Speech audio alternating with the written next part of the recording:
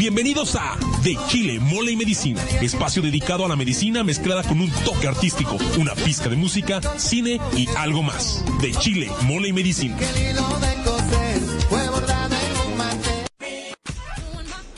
Hola, ¿qué tal? ¿Cómo está? Muy buena tarde. Nuevamente su programa de Chile, Mole y Medicina. En esta tarde un poco bastante calurosa, soleada.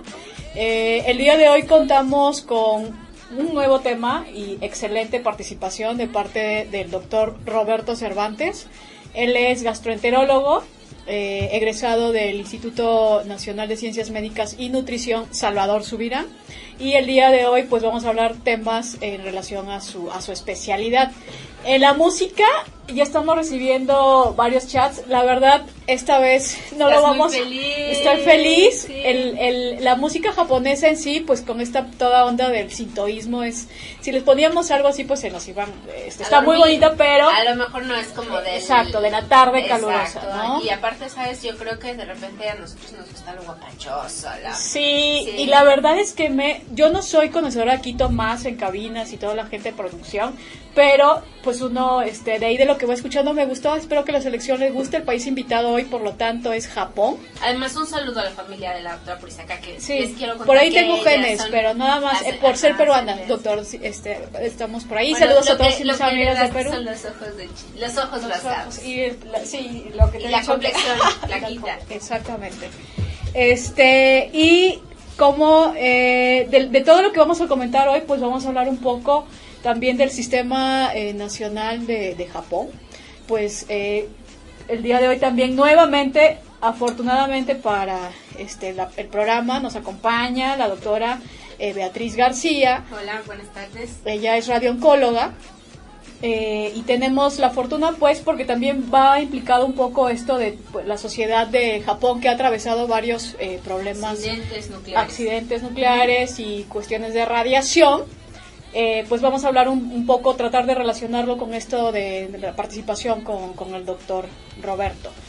Pues nada más así algunos datos en general del Ministerio de Salud y Trabajo en cuanto a la problemática de salud de Japón.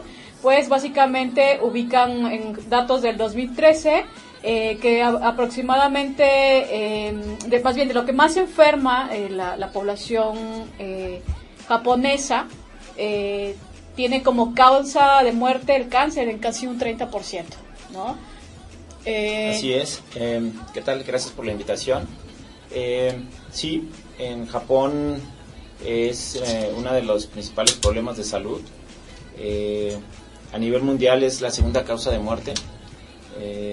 Llega a ser el cuarto cáncer más frecuente. Estamos hablando del cáncer gástrico. Estamos hablando del cáncer gástrico, ¿no? A nivel mundial, a lo mejor lo que tenemos que recordar es que estamos hablando de que existen algunos sitios que son más endémicos y que, bueno, a lo mejor la última estadística de la Organización Mundial de la Salud es que el cáncer de mama es el primer lugar, cáncer de próstata el segundo. Ahorita cáncer de pulmón está siendo el tercero, pero colon y recto y gástrico ocupan cuarto y quinto. Entonces, junto con cáncer cervicouterino, y eso dependiendo de la estadística. Exacto. Pero realmente el cáncer gástrico está teniendo una incidencia altísima. ¿Quién no ha padecido gastritis, no? En algún momento como un factor de un antecedente. Pero doctor, muchas veces los pacientes nos dicen, tengo gastritis. ¿Cuál es la definición de gastritis? Porque la gente no siempre siente malestar, pero no siempre podemos identificar claramente qué es la gastritis. Claro, como síntoma de la gastritis nosotros lo identificamos como el dolor referido a la boca del estómago, ¿no? Como la sensación de vacío, ardor. Pero es cierto, generalmente incluso el paciente que tiene dolor abdominal, para él es una gastritis. Entonces sí es importante como poder identificar bien adecuadamente el síntoma. Y también es importante porque uno de los problemas que representa el cáncer gástrico es que se detecta en etapas tardías, ¿no? Exacto. Cuando tú lo detectas en etapas tardías es porque generalmente lo ubicamos como una gastritis y nos automedicamos, y eso hace un retraso en el diagnóstico, ¿no? ¿Y qué es entonces, doctor, la enfermedad por reflujo o la enfermedad acidopéptica? La enfermedad por reflujo son los síntomas, términos médicos, que es la regurgitación, que es la sensación que se te sube la comida, y la grura o la pirosis es la sensación que te quema, ¿no? Que sube algo y que te quema. Esa es la diferencia entre el esos son reflujo, síntomas esos son síntomas de reflujo, y la gastritis es como esa molestia, Solo dolor, de sensación de vacío, abdominal. tipo ardoroso en la boca. ¿Y tiene algo que ver ¿Con con... el cáncer gástrico? Sí, quería preguntar si, por ejemplo, hay alguna, ya ves que si te da antes o después, el dolor inicia antes o después de las comidas, hay cierta sintomatología asociada a determinado si es úlcera o si es algún tipo de gastritis, ¿no? Sí, generalmente no es que se asocien necesariamente tener la gastritis con el cáncer, ¿no? Claro. O sea, pero sí hay algunos pacientes que pueden tener como la predisposición, sobre todo ahorita que estamos hablando de factores de riesgo. Factores de riesgo, ¿no? Los factores de riesgo, sobre todo, son las poblaciones del país que nos toca hablar en el día de hoy, que es Japón, Corea, que son países que tienen muchos factores de riesgo para esto. ¿Pero está asociado algo con su alimentación? Con su alimentación, no tanto. O sea, sí hay como un factor de riesgo que es la ingesta de sal. La verdad es que no está en Japón, pero... tiene toda una Productos campaña armados. para disminución de cáncer de... Sí, No, lo que pasa es que como su incidencia es tan alta, que ellos, así como nosotros hacemos programas de detección oportuna de cáncer de mama, Exacto, de tienen cervix, campañas para entonces, reducción del exacto. consumo de sal. Más bien, eso es uno. Y luego tiene una campaña de detección oportuna. Ya. De tal forma que creo que a partir de los 20 años empiezan a hacerse endoscopías de manera... Bueno, yo estaba leyendo el asunto, ya nos salimos un poquito de lo general y estábamos más llegando al cáncer gástrico, pero pues esto del sintoísmo, el hablar de Japón que hemos comentado, ¿no? De todos los problemas que han tenido, pues toda la historia que ha tenido Japón y el asunto de su sistema nacional de salud que los ubica pues en primer lugar con unas tasas de altas de sobrevida en varios aspectos. De hecho, las guías para el cáncer gástrico pues salen creo del mismo Japón. O sea, sí tienen muchos programas muy bien aterrizados en cuanto a esto, pero sobre todo el sistema, por estas cuestiones culturales, la higiene, ¿no? Determinados problemas que podríamos estar viendo todavía en nuestra población, por ejemplo, diabetes, y el japonés dice, vamos a hacer un programa para disminuir el consumo de sal, lo hacen, o sea, toman conciencia y todo eso, ha reducido las tasas, pero pues creo yo va más allá, tal vez hay una predisposición genética, ¿no? Para cáncer gástrico en los japoneses. O sea, sí además ya han logrado, por lo que he leído, reducir este consumo de sal que tenía alguna asociación. Hay otras asociaciones con cáncer gástrico que nos vas a comentar, pero en el sentido estricto del consumo de sal, pues eso como que ya lo tienen un poco manejado, y yo creo que va más por el contenido de historia familiar, ¿no? O sea, genética, la carga genética. Entonces, en ese sentido, ¿cómo está la detección? Por ejemplo, no hablando de Japón, ya hablando de México, ¿tenemos nosotros alguna manera de detectar oportunamente o de ir con el gastro, ir a hacerse algunos estudios? ¿Cómo es que yo me puedo ir dirigiendo hacia ese camino? Bueno, aquí, como te decía, lo importante es hacer la detección de lesiones tempranas, ¿no? Y como te dices, Japón es uno de los pioneros en hacer detecciones tempranas, porque si tú le detectas lesiones en etapas iniciales, tienen sobrevidas muy importantes, hasta el 90%. Lamentablemente, cuando a nosotros nos llega el paciente, la sobrevida es menor porque llegan muy avanzados, o sea, es el retraso en el diagnóstico. Yo lo que le sugeriría al paciente que la gastritis o el dolor epigástrico que no mejora después de un tratamiento. Más o menos, ¿cuánto tiempo es, doctor? Porque mire, a mí, yo que soy oncólogo y me dedico de repente cuando me llegan los pacientes para tratamientos concomitantes, que sí al mismo tiempo con quimioterapia, de repente es gente que te dice, bueno, pues me sé todos los remedios sabidos para ver, o sea, me sé la sal de uvas, o sea, bueno, aquí estas tabletas efervescentes muy socorridas, ¿no? Y te empiezan a decir, no, pues ronitina, omeprazol, esomeprazol y es un refresco de manzana con agua mineral. De repente, de verdad que se saben todos y cada uno de los remedios caseros y farmacológicos. ¿Cuánto tiempo sería lo que la gente tendría que considerar como un foco rojo para poder acudir con el gastroenterólogo? O sea, decir, todos hemos algún momento comido algo picante, una fiesta, algo picante, algo muy condimentado que generó que justamente arañaras el baño. O sea, no es cierto. O sea, que tuvieras náusea, vómito, dolor, ¿no? Pero realmente, ¿cuánto tiempo? Porque de verdad que hay personas que dicen, no, pues es que tengo 6 meses, 1 año, 2 años, y en muchas circunstancias hay gente que tiene hasta 15 años padeciendo una gastritis incontrolable. ¿Y cuánto es lo que usted podría decir para para acudir al gastroenterólogo? Bueno, mira, yo creo que lo ideal sería no automedicarse, pero si lo estás haciendo y el dolor epigástrico se acompaña de lo que nosotros llamamos datos de alarma, o sea, que tengas baja en el apetito, que tengas pérdida de peso, que tengas evacuaciones color negro, yo les digo al paciente como zapote, que tengas en un estudio de laboratorio, en un análisis que te hicieron datos de anemia inexplicada, creo que esos son datos de alarma los que te obligarían a acudir, ¿no? Aparte, si fumas, mayor de 40 años, tienes la predisposición en la familia, te han documentado infección por Helicobacter pylori, que ahorita vamos a hablar que es uno de los factores como más importantes, pues bueno, yo creo que en esos casos sí deberíamos hacer como detección oportuna. Acudir inmediatamente. Bueno, vamos a nuestro segundo segmento musical, regresamos en unos minutos y contestamos las siguientes preguntas que ya nos están haciendo.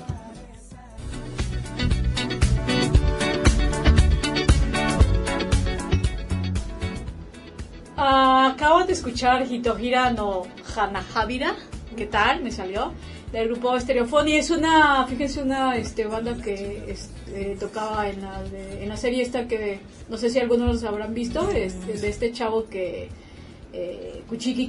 Ishigo, que peleaba contra los Hollows, de estas almas que te quitaban el espíritu, y ellos fueron unas chavas muy rockers, se llama Stereophony.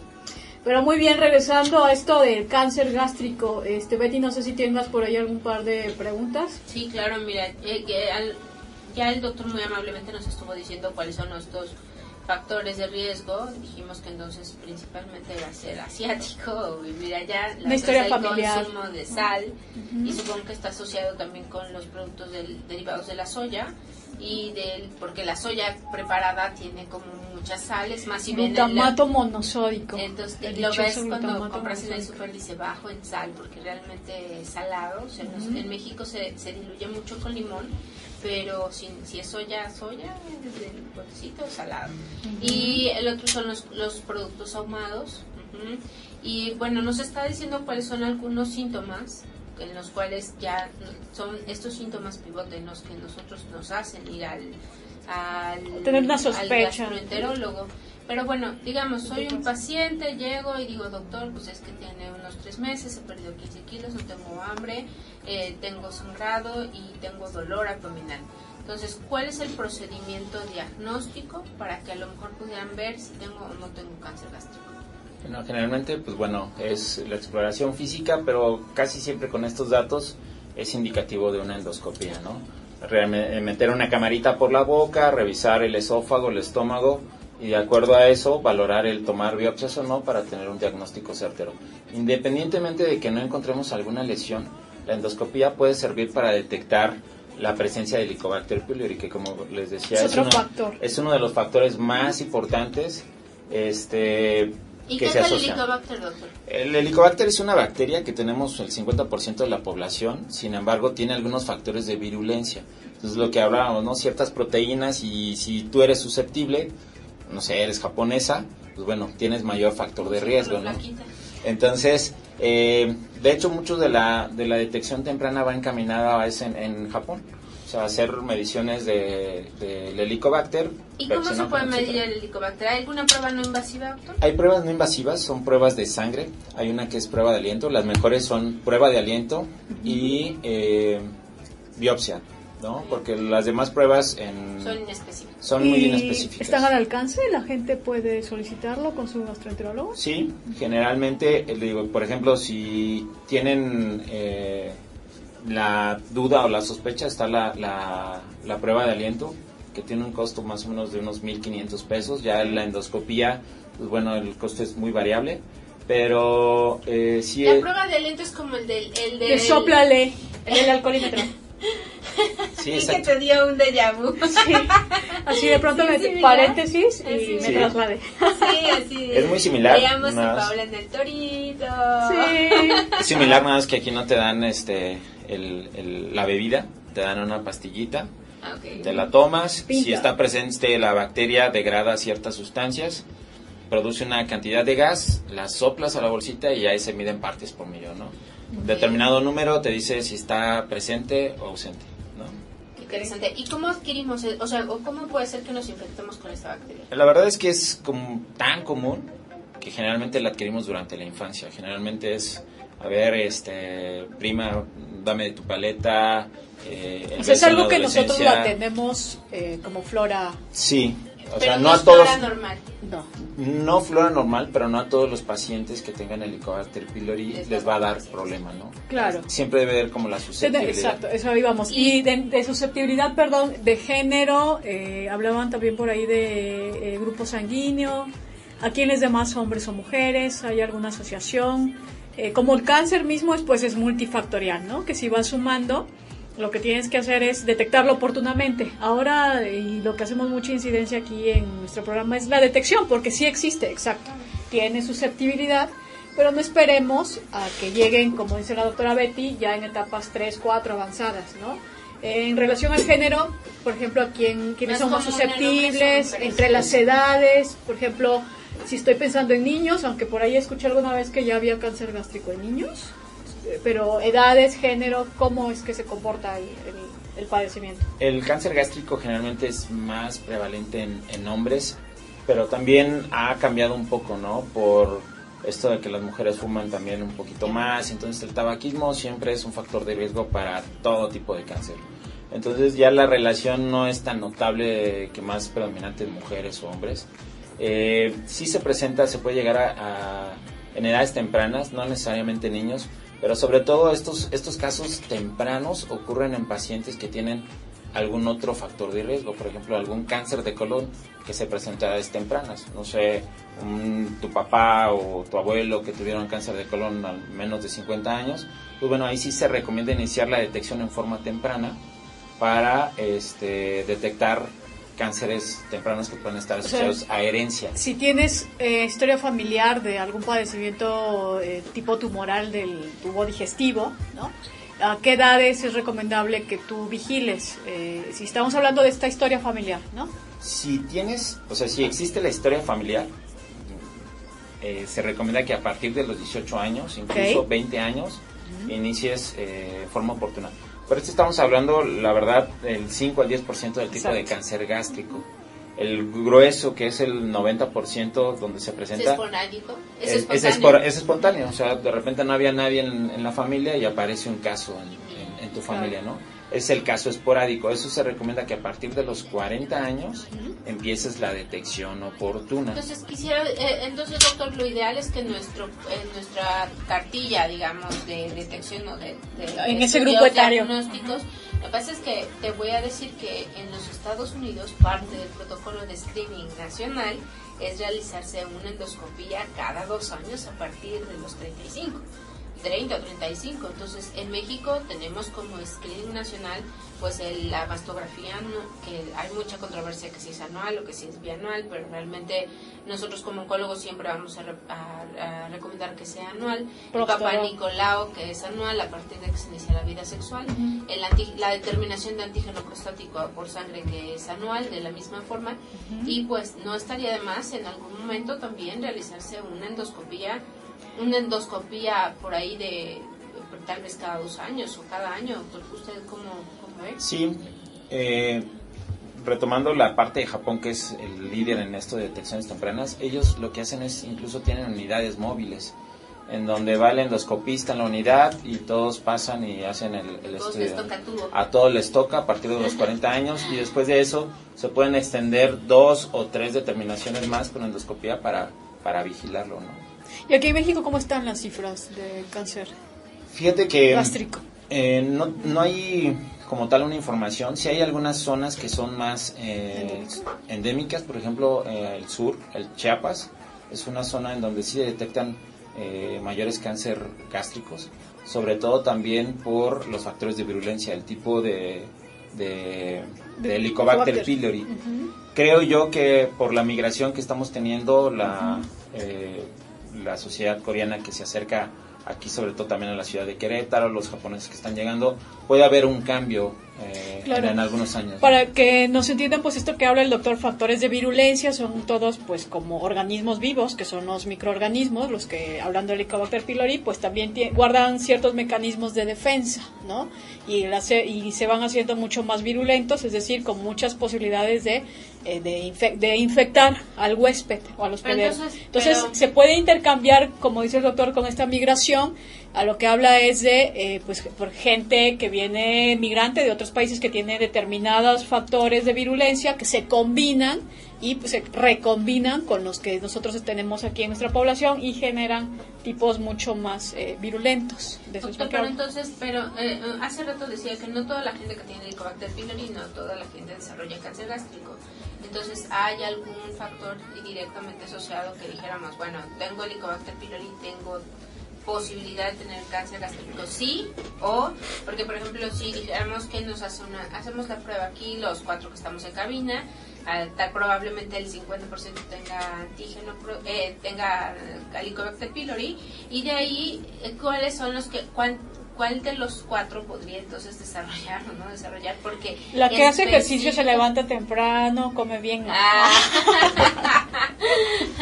Porque no todos lo puedes desarrollar, o sea, al final puedes ser un portador de Helicobacter pylori, y realmente el Helicobacter pylori es el generador de lo que es la gastritis atrófica.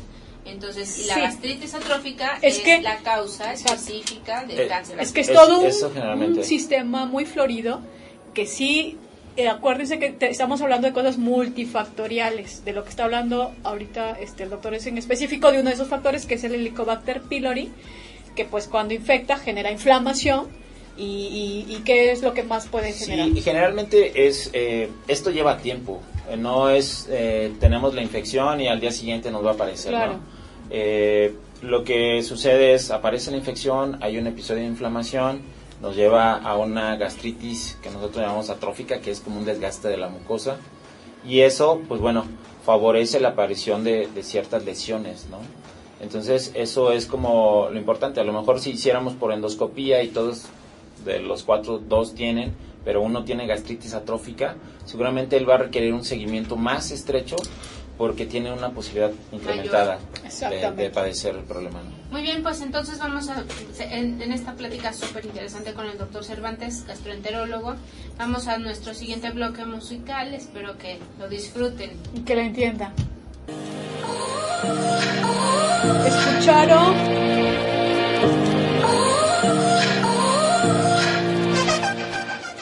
Escucharon a Daoko. Ustedes me podrán decir, sí, no está buenísima la música, ¿verdad? Así no teníamos idea más allá de los instrumental sintoísta, pero ella fue Daoko, con un hip hop electroorgánico hipersensitivo. Eso es como suena, de verdad. Y así de fúmense algo. Sí. Derrólenla, por favor. Fúmelo y escúchalo. Sí, exacto, pero estuvo muy buena, ¿no? Sí, estuvo buena. Sí. Oiga, recibimos varias, creo. Antes, voy a enviar saludos. Afortunadamente trabajamos en una gran institución, ya poco a poco, como muchas de instituciones del área médica, una labor social muy importante, y por ahí nos escribe, nos está enviando saludos el ingeniero Víctor Ramírez, muchos saludos para él, saludos a toda la banda de sistemas, que siempre nos anda apoyando y sacando de apuros con todos los sistemas informáticos de ahí del hospital. Y hay otra persona que nos está preguntando, pues seguramente es acerca de un video que está por ahí circulando en el Facebook, de que sacan pues un lito, una piedra tamaño renal, ¿no? Y nos pregunta que si eso puede ser cierto. La verdad, habría que ver el video, pero pues de que se forman litos y todo eso, pues sí, eso es en el riñón, y seguramente vamos a tener pero aquí... Pero creo que la pregunta está asociada hacia el consumo de bicarbonatos sódidos por las sodas, o sea, en todos estos refrescos carbonatados. Creo que ¿hay una asociación? Sí. Todos a la vez, digamos, sí. No tomen coca. Sí. Bueno, sí.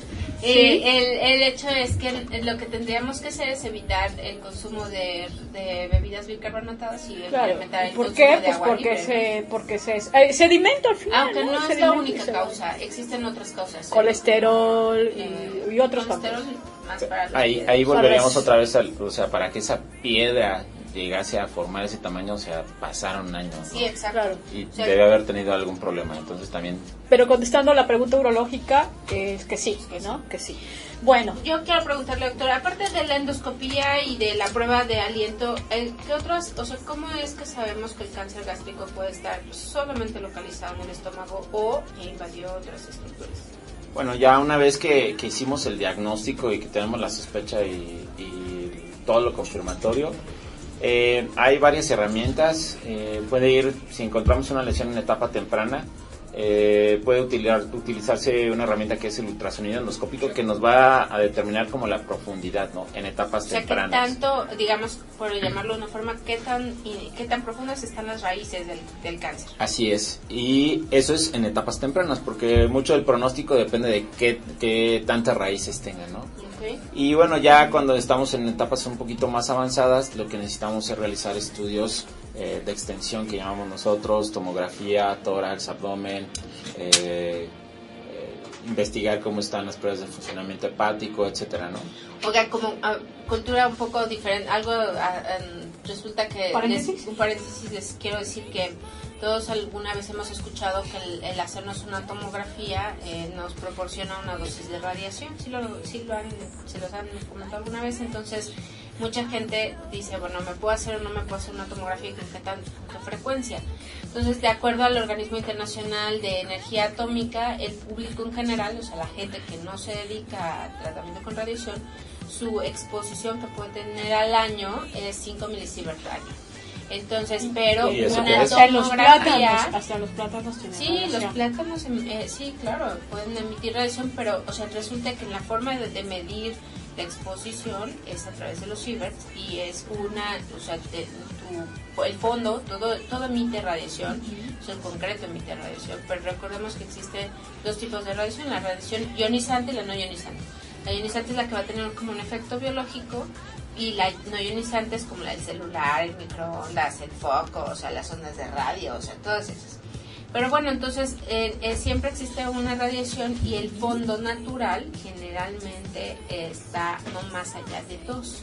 Entonces ahorita que estamos aquí en cabina con muchas computadoras, con gente pensando, varios celulares y demás, pues obviamente estamos expuestos a la radiación de fondo, pero la exposición al público o público no ocupacional es de 5 milisievert al año.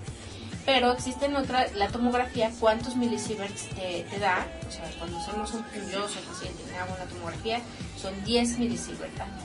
Entonces, ¿cuánto una persona que se dedica a la radiación? Podemos alcanzar hasta 50 milisieverts al año, pero por eso es que las tomografías son estudios que no están indicados en niños porque sobre todo tienen una dosis acumulada de radiación y que no es despreciable.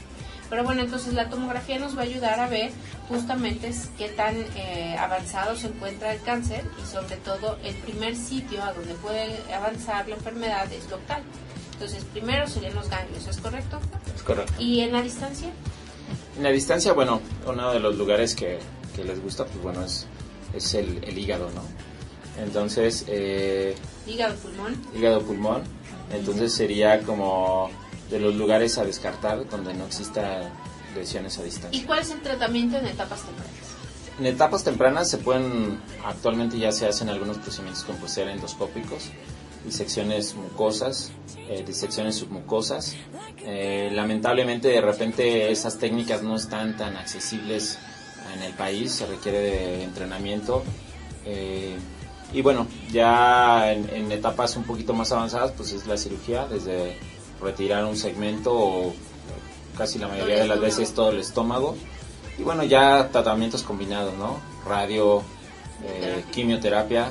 Entonces, bueno, dependerá como del grado que tengan y de ciertos marcadores que también se realicen para ver qué respuesta va a tener el cáncer. Oye, Betty, y hablando de esto de la radiación y todo eso, pues sabemos del desastre que hubo Japón, en Fukushima. Aquí te puedo decir que fue en el 2011, el 11 de marzo del 2011. Correcto. Y se ha considerado como el peor accidente nuclear desde Chernobyl. Entonces, y hay secuelas, ¿no? No, ¿Cuáles son? además ahora es muy interesante porque ya hay un índice de consumo de agua en Japón. Exacto, eso iba porque ya resulta alimentos, agua, suelo, todo está contaminado y resulta que tienen que ver ahora cuánto es la exposición que está teniendo su población, porque el índice o la posibilidad de tener cáncer después de haber estado expuesto a dosis bajas de radiación incrementa dramáticamente. Y el otro punto es que también existe esto de las malformaciones congénitas en mujeres que han sido expuestas a bajas dosis de radiación. Los cánceres más comunes, el cáncer más común que está asociado a radiación es el cáncer de tiroides. Entonces se ha visto un incremento dramático, hasta 7 veces más, de cáncer de tiroides asociado al accidente de Fukushima. Pero bueno, dicen que el mono fue a Japón y salió el hombre. O sea, quiere decir que somos un resultado de un experimento de radioactividad, ¿no? Seguramente. Pero bueno, seguramente. entonces también otras cosas que quisiéramos preguntar, doctor, y hablando esto de las piedras de la vesícula, de las piedras que llegan a generar algunos de nuestros órganos, y aprovechando que usted es gastroenterólogo, ¿qué es esto de las piedras en la vesícula? ¿Es una enfermedad común, la colecistitis aguda? Las piedras en la vesícula. Sí, es algo frecuente. Es algo frecuente el encontrar piedras en la vesícula, pero de igual manera, ¿no? Puede representar un hallazgo, o sea, algo que te hicieron algún estudio y aparecieron ahí, sin necesidad de que eso represente los síntomas que estás teniendo, ¿de acuerdo? Pero sí, generalmente el dolor por piedras en la vesícula pues es un dolor localizado hacia la boca del estómago, que se irradia la espalda, intenso, se acompaña de dolor náuseas, entre las paletas, náusea, vómito. El vómito con cierto. Generalmente los alimentos grasos son alimentos que lo desencadenan, ¿no? ¿El embarazo también está asociado con la...? El embarazo es un factor litogénico, hace la bilis más susceptible a formar piedras. Exacto. Entonces, ¿las embarazadas qué tendrían que hacer? ¿Consumir menos grasa? Las embarazadas deberían de tratar de mantenerse en un peso ideal, ¿no? O sea, ahí... Es requerido para que el feto siga desarrollando. Claro. No, tampoco van a dejar de comer, eso ya es... No van a dejar de comer, pero sí hay establecidos pesos en donde se pueden mantener, no excederse. ¿Podemos vivir sin vesícula? ¿Podemos vivir sin vesícula? Sí. Ok, pues ya abrimos la otra sección. El doctor nos habló ampliamente de uno de los principales padecimientos asociados a la población japonesa, el cáncer gástrico. Ya casi en el último segmento, pues doctor, vamos a aprovechar su visita por algunas otras patologías que con las que ustedes tendrían que estar visitando al gastroenterólogo. Pues vamos a nuestro siguiente segmento musical. Esperemos que también les guste esta canción y pues regresamos, ¿no? Muchas gracias. Gracias.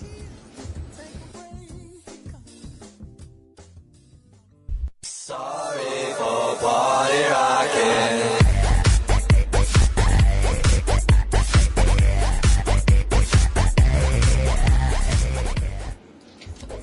Muy bien, pues vamos a dar contestación a una de las preguntas que nos hace nuestro público en general. Doctor, pues realmente ha sido muy interesante su plática. Rápidamente nos preguntan qué son los divertículos y si a todo el mundo le puede dar divertículos y cuál sería el tratamiento. Bueno, básicamente los divertículos son sacos que se forman en la pared del intestino. Pueden formarse desde el intestino delgado, son más frecuentes en el intestino grueso. ¿Como si fuera un chipote? Como un chipote, exacto. Se forma como un globito y ese globito, las complicaciones que pueden tener es o que se inflame, que se llama diverticulitis, o la otra es que sangre, ¿no? En casos ya un poquito más graves se pueden llegar a perforar y condicionar pues, una peritonitis. Pueden presentar desde niños y a todas las edades. Sí, ¿verdad? A todas las edades se pueden presentar. En los niños es más frecuente que condicione sangrado, un divertículo que se llama divertículo de Meckel. Y en los adultos es más frecuente que nos provoque inflamación, ¿no? Dolor abdominal. Puede ser Perfecto. Muy bien, pues doctor, de verdad que ha sido un honor, un placer que esté aquí con nosotros. Gracias Vamos a dar porque nos ha las dado conclusiones. las conclusiones. Hoy sobre entonces cáncer hablamos gástrico. de cáncer gástrico, hay factores asociados, hay determinados, lo que estamos haciendo es detección oportuna, ¿verdad? Que no nos esperemos a las últimas etapas, y podríamos hablar de o el cáncer gástrico heredofamiliar, que tiene ciertas características y por lo tanto tienes que acudir a tu médico a edades más tempranas. Hablamos de los 18 años, ¿verdad, doctor? Exacto. Así es. Y si ya eres, digamos, población no heredofamiliar o tu historia clínica no presenta estas complicaciones, pues tienes que asociar determinados factores de riesgo. Hablamos de grupo sanguíneo tipo. Grupo sanguíneo tipo A, edad mayor de 40 años, tabaquismo, ingesta de sal, infección documentada por Helicobacter pylori, Gastritis crónica. gastritis crónica, Y síntomas asociados que tú te conoces, no hay nadie más que tú. banderas rojas o datos de alarma, pérdida de peso, evacuaciones con sangre o de color negro, pérdida no explicable, dolor intenso en la boca del estómago que no se quite con los medicamentos estándar. Eso estamos hablando de datos de alarma que deberíamos consultar. Ok, perfecto. Pues Doctor, ¿dónde te podemos localizar? ¿Cuál sería tu teléfono? Es 195-8392, mi correo electrónico dr cervantes con vs, continuamos con p de papá, r de Roberto, c de César, @gmail.com. Estoy a sus órdenes. Gracias por la invitación. ok. Muchísimas gracias. Queremos mandar saludos a prácticamente a todos nuestros compañeros del Hospital Infantil. Y el doctor no sabe, pero el efecto sorpresa es que tienen que enviar salud, despedirse en japonés. La semana pasada fue en alemán, así es, y ya llevamos como 6 canciones, ya tuvo que dar, Nos ¿cierto? está viendo con una cara de No, qué bueno, de hecho sí ya los había escuchado y sí vengo preparado. Muy bien, muy bien. Tarigoto Siku YouTube. Ay, Saludos a mi familia, a mis hermanos. ahí está, Muy bien, es cierto, perfecto, Betty, ya ves, perfecto, ya vieron, exacto. muy bien. Y lo digo porque la siguiente canción que van a escuchar, ya para finalizar, para que se pongan a bailar, ya es viernes, entre tantas complicaciones hay que seguir sonriéndole a la vida, y detección oportuna, ¿no? Detección oportuna, aquí están los médicos reconocidos, especialistas, que ustedes pueden acudir a ellos. Hay una amplia red, ya la medicina ha avanzado tanto que, pues, de todos los que nos están escuchando, la opción es la prevención, ¿no? La prevención. Entonces, van a escuchar a Boogie Crackson, tiene un nombre inglés, pero la canción está bastante buena y es para tirarse al piso y bailar. Nos despedimos, Betty. Muy bien, mando un beso a aquella persona especial que me está escuchando. Yo sé por quién al es, lado. pero me ha dicho que Sí, no lo diga. así es, un beso. Y yo también envío besos. Ay, franceses. Yo también envío japoneses. Besos a todos. Nos estamos Cuídense sintonizando mucho. el próximo viernes. Esta fue una producción de Círculo Radio, transmitiendo en vivo desde Querétaro, México. Todos los derechos reservados.